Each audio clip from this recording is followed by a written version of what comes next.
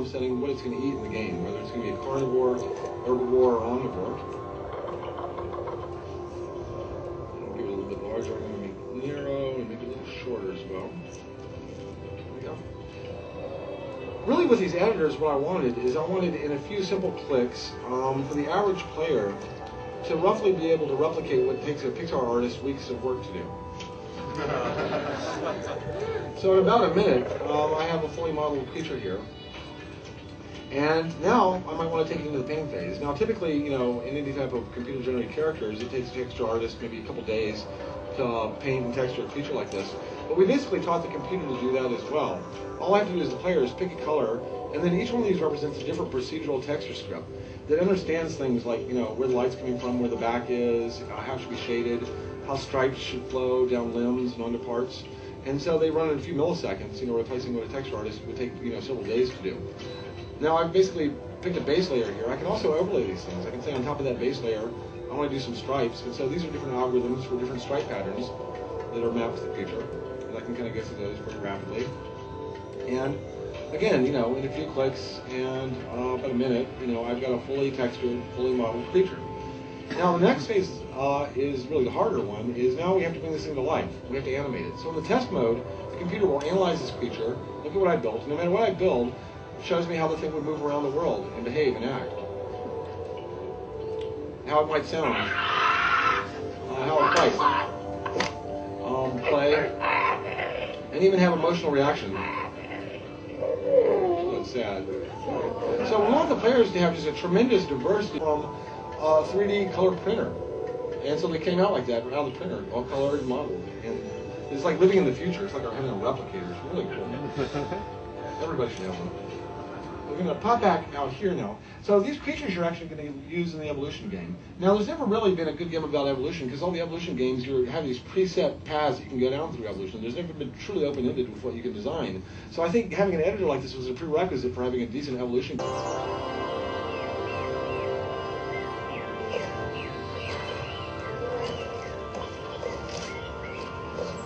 Now I'm playing one individual in this game. This is my guy. He's kind of goofy looking.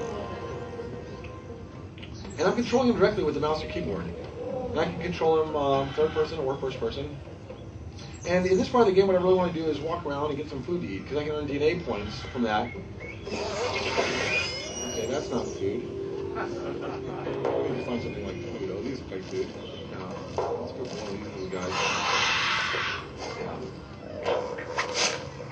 And by earning food points, I can actually spin that in the editor later.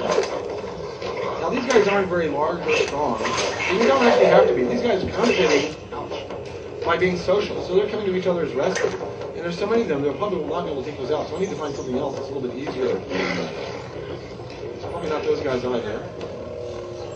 Yeah, those are mean carnivores. I'm going to run out of this forest here, out onto the open plains. If I'm really fast, I might be able to get a bite of this egg. These are herbivores. They won't eat me, but they'll try to protect their nest. And yeah, that one's getting kind of mad right now. I got some DNA points, yeah, and he's really pissed at me. So let's run away from these guys. I control the socialization of my species by interacting with them. I have a kind of lazy species right now.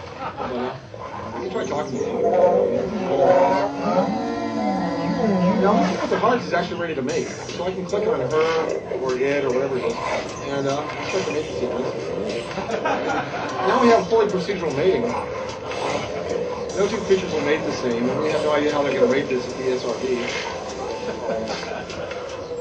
Now, as I said, we're playing through every generation of our creature from a single cell all the way to intelligence, collecting points that we earn during one lifespan that we spend in the engine to improve our creature. So here we have our nest. And now we have to protect the nest while the eggs hatch from things like carnivores or scavengers. Some of the scavengers coming in. Eggs. Just chase them off. Okay, now the eggs are ready to hatch. So I can click on the eggs. When I click on the eggs, they actually bring me back into the editor. And I can take the points that I've earned during that generation and reinvest them in my creature's evolution. So I'm going to buy some better feet, because I want my creature to go a little faster. And I'm going to buy him an extra set of arms, because he can never have too many arms. And these will be useful in the tribal phase later if I put some graspers on the end, so I'll buy him some here. Yeah, what's that? And some of the things I'll do in the editor are more aesthetic. So this creature looks kind of goofy, and I think it's primarily these goofy eyes. So I'm going to pull those off and put on something a little bit more serious. It's amazing how just a few little changes in the editor can make your picture seem totally different. Now, some players are going to spend a lot of time in these editors. We noticed with The Sims that about 10% of our players would just spend hours making cool things. But it benefited the other 90% because they were able to download these things into the world if they were to go to the fan sites and download them. But even then, there was a lot of friction around it. So with Spore, we're trying to connect those two dots. So the people that spend a lot of time in these editors making really cool stuff automatically goes up to the server, gets sorted out as the best stuff, and redistributed to everybody else. So we're trying to take the benefit of that creativity and redistribute it to everyone. So here in the editor, I've designed the adult version of my creature. When I come back into the game, I'm actually going to be born as the baby version. So here is my baby right here. You can see it's an exaggerated version. It's got a larger head. It's called neonatal algorithm on the creature. I can have my siblings interact here and play together. As they interact, I'll actually cause them to become more social. And this is kind of like the friendship game in The Sims. So as we play together, they'll start bonding. And they'll start following me around and mimicking me. And this is useful because later on we can take on larger creatures as a pack, kind of like those little things in the forest we're doing. So I'm going to socialize a bit with my friends here. And then in doing that, they'll follow me around and mimic what I do. Okay, now I'll see if I can get them to follow me a bit. Here they come. Come on, guys. You can make it. The babies are very bunches, actually.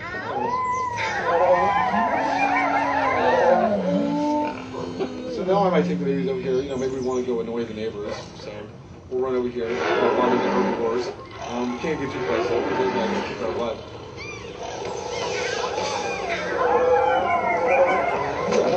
Yes. Can't catch me. Anyway, we're going to jump out of this phase. We're going to skip ahead a little bit here. And tools and buildings and things here were all designed in the editor, either by the player or by somebody else, and it was automatically pollinated into your world. These vehicles were designed in the vehicle editor.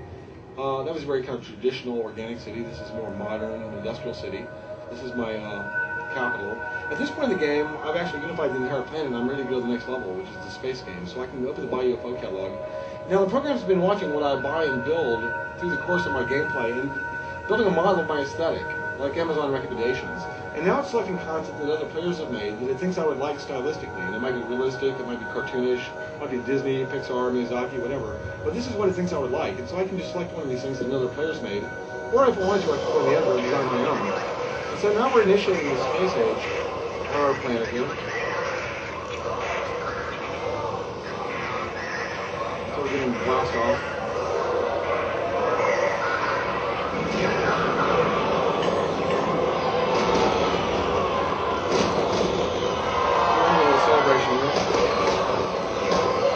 At this point, I'm actually controlling the UFO, flying it around. Now, the UFO is a very powerful tool in this game.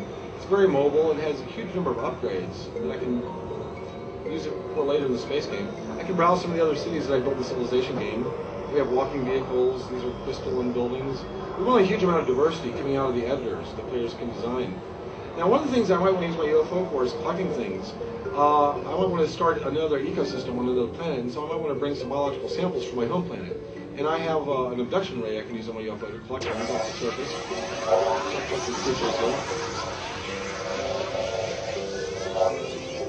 We had a little bug a couple weeks ago where we found that we could use the abduction beam to throw things. In fact, if you throw them really hard, you found we can get them into orbit around the planet. They'll be in permanent orbit. Which is really cool. So this is the entire planet that we've been playing the entire game on up to this point. For the first time, we can kind of really go up high and get an overview of it. We have things like weather systems, lighting over here, a lot of details that we don't really have time to go into right now. This planet, in fact, has a really light ring system. But we can pull all the way back and get the entire planet at this point, and also the solar system. So this is our home star, our home planet. These are some other planets. This one's barren, I can tell by the scan. This one actually has life on it, primitive life, that we can fly over there to investigate. Some of the planets in this game are very realistic, but other ones are a bit more fanciful and creative. This one actually is more on the creative side. Eventually you'll be able to create entire planets with UFO tools that you can earn and buy.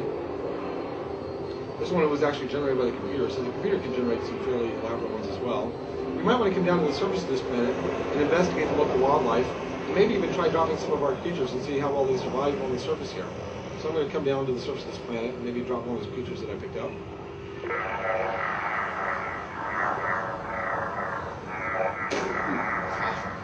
Or they get a little stunned when they land.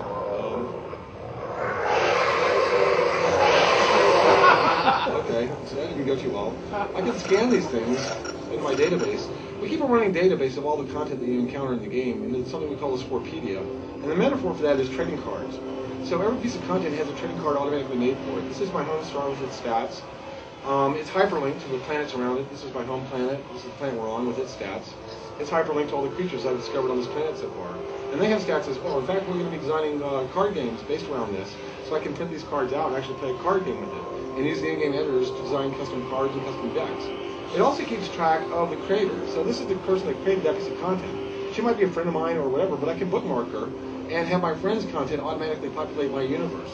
Also, I'll get reports back on how my content is going from the star out to interstellar space. Okay, this is several parsecs across region of interstellar space. We have several thousand stars here. Not just stars, but things like black holes, planetary nebula, emissive nebula.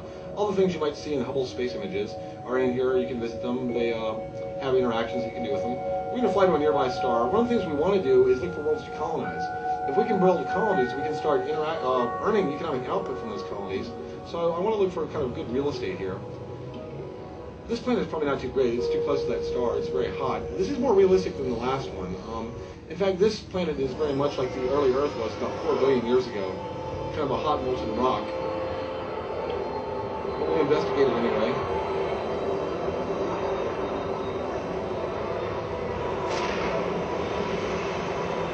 Even on barren worlds like this, occasionally I might discover things. And these are things that I can pick up. These are like rares in an online game. And they might be cool tools for my UFO. It might be a cloaking device, it might be a weapon, or maybe some cool trade items. I might even though this world is not terraformed yet, decide to build a colony that will help me later terraform the planet. This is very expensive to do, but might have some strategic benefit. For right now, let's pull away from this planet. This is procedurally generated, so procedurally we can generate a hidden variety of planets as well. Let's go over to this planet, which in fact isn't really even a planet, but it's a moon around this gas giant here. Now, this was actually created by another player, I can tell from the scan. It's got intelligent life. And the computer's controlling it, though, as an NPC. So if I zoom into this, the computer's now controlling a copy of somebody else's world. But how they played the world, if they played it aggressively, peacefully, militarily, religiously, the computer observed that, and basically that programmed their personality. So even the computer is going to still basically make them behave that way in my world as an NPC. So this is kind of a first contact scenario. We're going to zip up and go and meet these guys. We don't have any idea what they're like at this point. They don't wear like I do. So we might try impressing them with maybe some fireworks to begin with.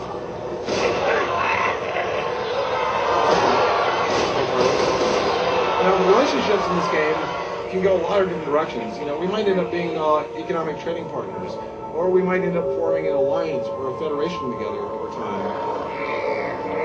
In this case, they were sufficiently impressed that they decided to worship me as a god. So some of the primitive civilizations, you can actually start up play a whole worship game. Now, even on a wild planet, I can drop a monolith and make a future species intelligent and come back and see what their civilization was like. So I might pick up one of these guys to bring with me. My Dutch array. Okay, they clearly didn't like that. I've activated their planetary defenses. The particle beam weapons can only shoot so far, but the missiles have a longer range. I'm going to pull out my weapons here. The first thing I want to do is take out their defenses. There's some real damage to the UFO.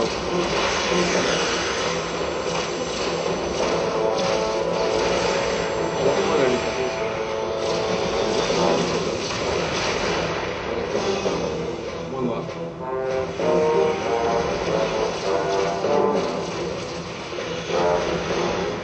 Now I've taken out their defenses, taken a bit of damage, but at this point they're basically defenseless. So if I really want to be mean, I can go in with my laser tool.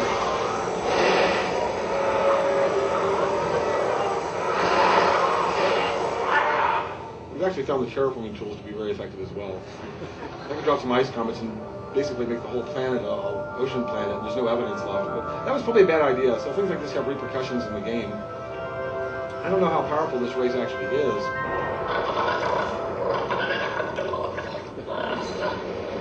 Okay, so they're clearly upset. You try apologizing. An apology might go a long way. We have missions that occur at the space level